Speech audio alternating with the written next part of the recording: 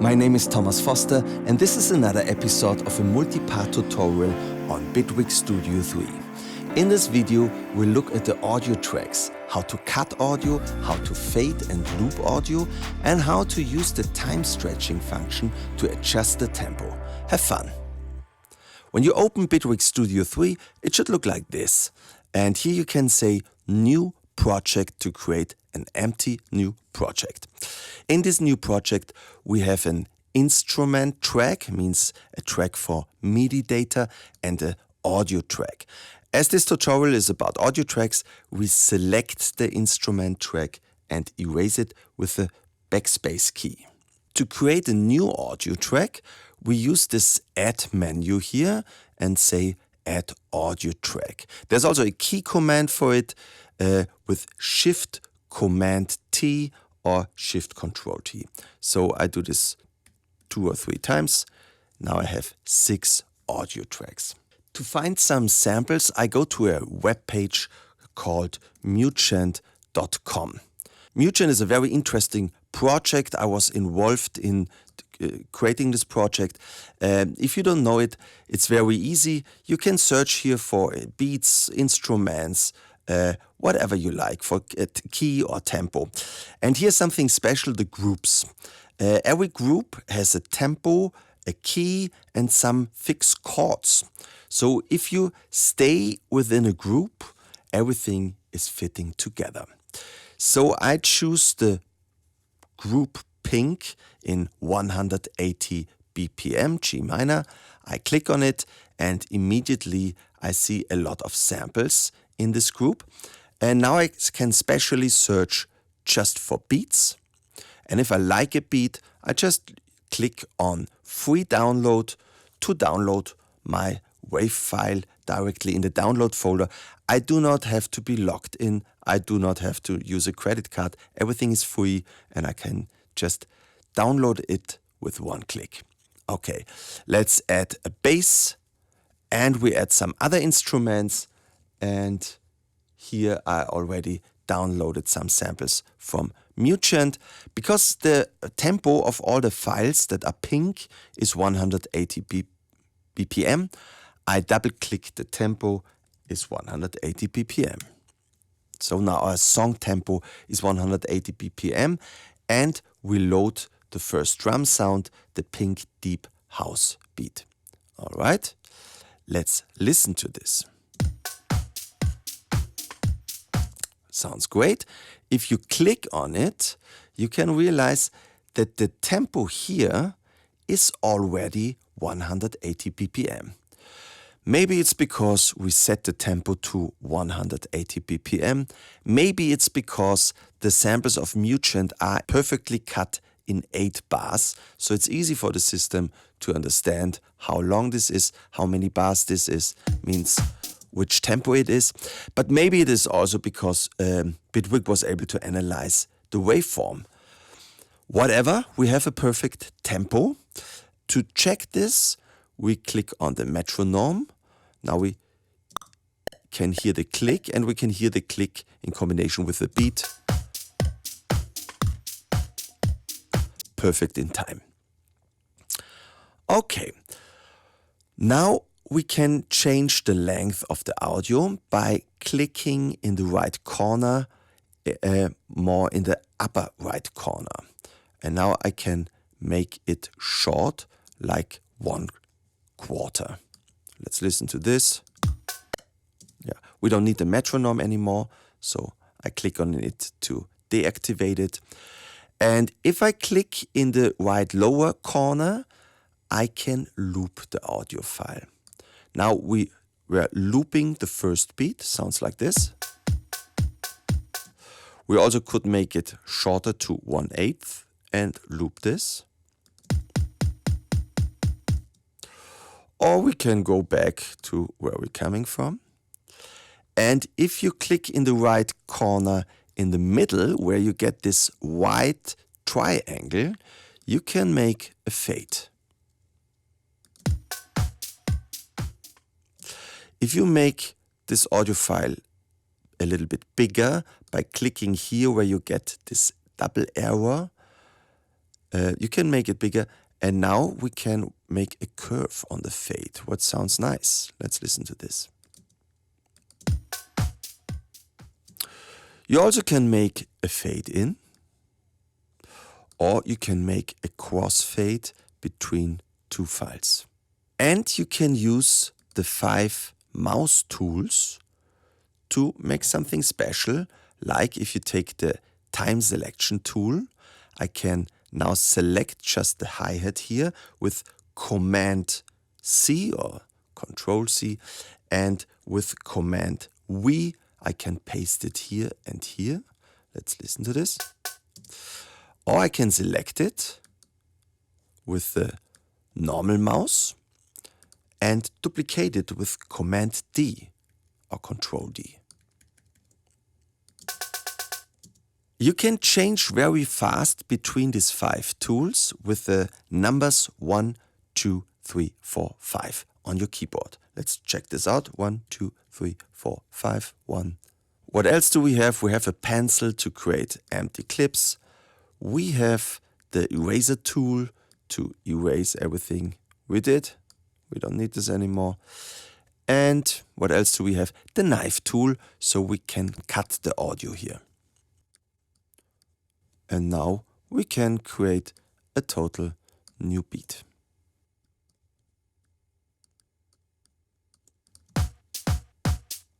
But there are a lot more features. Let's erase everything we have by selecting it and pressing the backspace key.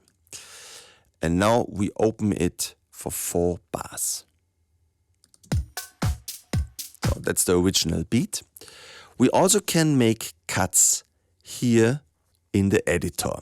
Let's make the editor a little bit bigger by clicking here in the middle where we get this double arrow and make it bigger. Now I also have the same 5 mouse tools. I take the time selection tool, make a copy of the hi-hat, select it from here to here, and with Command or Control D, I can duplicate it. Let's listen to this. Let's copy the snare drum here and place the snare drum here again. You copy it with Command C or Control C and pasting with Command V or Control V. Let's listen to this. Nice, but maybe it's too loud. So we change here from audio events to gain. And now we change here to the pan tool. And now we can paint how we want the level to change. But I want to make something different, so I make Command Z to undo it. I use the Option key, and now I can change the level for the whole bass drum. And I go down like this, and we listen. That's very nice. Another possibility what we can change is the pitch. So let's go to pitch. Again, with the Option key, I can make everything higher. So this is 1 octave. This is a half note. Let's do something like this.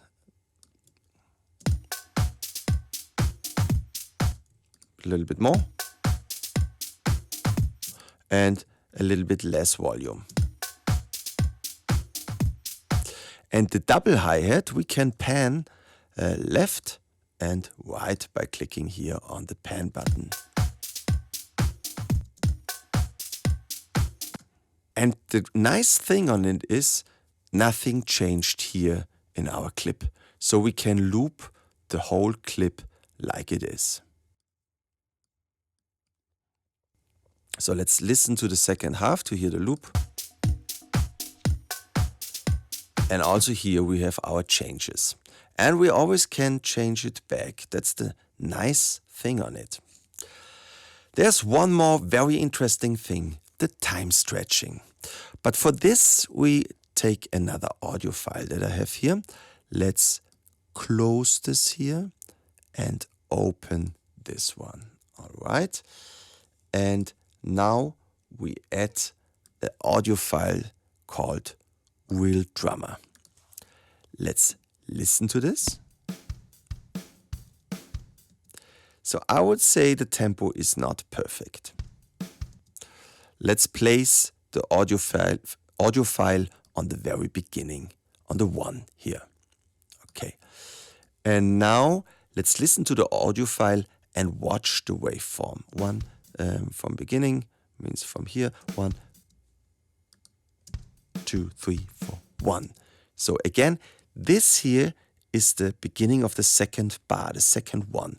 Let's listen again. 1, 2, 3, 4, 1. And here we see our metronome, the metronome of the song that is at the moment 180 BPM. 1, 2, 3, 4, 1. So, in fact, this waveform here is the beginning of the second bar. So this one should be here. So we have to change now the tempo to make the second kick, the beginning of the second bar, exactly to move it on the beginning of the second bar of the metronome. How do we do this? Let's click here where it says Real Drummer on the green bar here to get our info box. And here we can change the tempo. And as we move the tempo, we are moving the waveform. And we want to move it that this kick here goes to the beginning of the second bar. So, like this. Let's listen to it. Now it's perfect. The second kick of the beginning of the second bar is exactly where our metronome also has the second bar. But there's another problem. Maybe it was not the best day of our drummer. He's not in time. So this here all is perfect, also this, but this one here is too late. Let's listen again. So how can we change this? We move to stretch. And now we can make here, I would call it a knob, right? We need the normal mouse, the painter tool, and we click here. And now we want to move this to exactly 1.4. But if we move it, we're also moving all the other drums. So we don't want to move this bass drum here, and we don't want to move this bass drum here. So what do? We click here to create another knob to fix this point here. And we click here to fix the other kick at the 2.1. And now we can move this, but the beat on the left side and the beat on the right side, they are staying at their fixed position. And now we can move it to 1.4. And we do the same here. Before we can move this knob, we don't want to move everything that is behind, right? So I make undo with Command Z. I create a new knob or point here for this kick. And now we can move this to the right position. And now our drummer is perfect in time. Sometimes you are maybe not happy with the sound of the stretching. For this you have here different stretch modes. At the moment we are using the normal stretch mode. Sometimes stretch HD is better. Sometimes the elastic modes are better. There is the elastic solo that is specially for monophonic audio. Maybe you have a saxophone, then this is perfect, for example. If you want to have a retro sound like old samplers, you should check out the cyclic mode. And if you go to raw, then nothing is changing. Then you hear it in the original tempo. If you go to repitch, it's like an old tape machine. As you make it faster, it's also getting higher. As you make it slower, it's also getting slower. We can listen to this. Yeah, this one sounds higher, this one darker, lower. Yeah, better with Stretch HD. Because in Stretch HD there is no pitching. All right, let's erase this whole track with the real drummer, and let's click on the mute button. We want to hear our old house beat again. Wonderful. And now we want to add a bass. Maybe we check out the house bass here.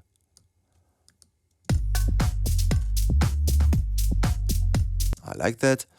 And maybe after 8 bars, let's copy this, because here maybe we want to have a little break. Maybe a little bit longer. What's about this? Maybe we should erase this hi-hat and make a little fade here. Let's listen. Perfect. And we loop the bass. Very good. After 8 bars, we want to have the next instrument. And for this we take the Wurlitzer. Let's listen. Maybe too loud. Go to -17.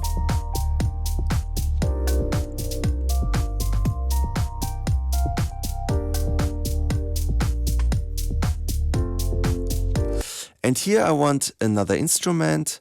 Maybe we check out the pink plucked.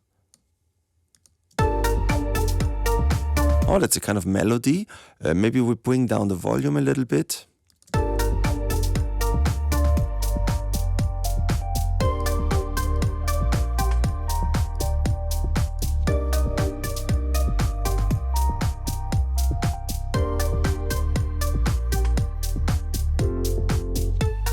Yeah, for me, it's getting a little bit cheesy, as this is too much melody for this track. So why don't we erase the second phrase by selecting it and using the backspace key? And maybe we also erase this last note here, so we make it a little bit shorter and make a little fade at the end. And now it's stopping too fast. It doesn't sound nice. But let's make a double click on the track to add an effect. I would go for a delay. Here you see all the plugins that you have on this track. To add another plugin, we use the plus symbol here. And now let's type in delay and delay 1. Let's listen to this.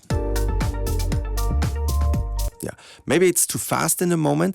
This is the tempo in 16th.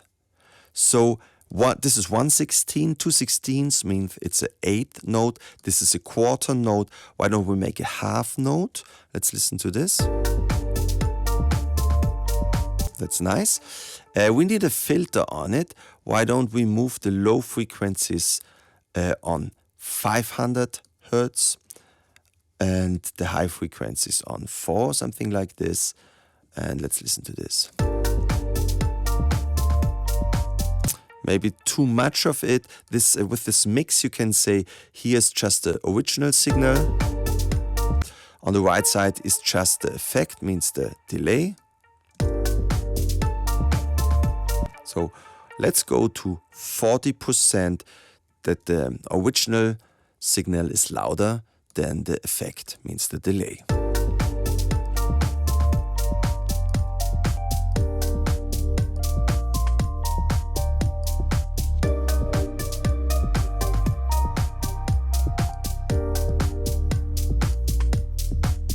So why don't we stop the beat here? Let's duplicate this one here.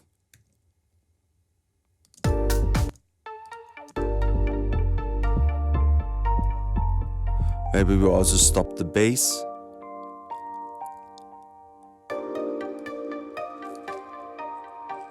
And then we make a circle to the beginning.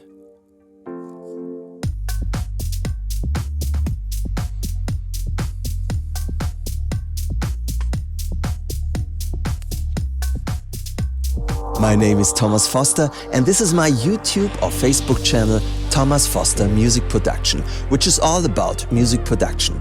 Here you will find tutorials on the most important DAWs or music programs, the most important plugins, and I'll show you how to produce the current sound of the charts and the clubs. If you have any questions about this video or more generally about music production, just write me in the comments. I'll answer all your questions. Of course, I'm also happy about a simple feedback or suggestion for another video. Do not forget to subscribe to my channel to not miss any of my videos. At this point, I say thank you for being there. Always stay creative. Cheers!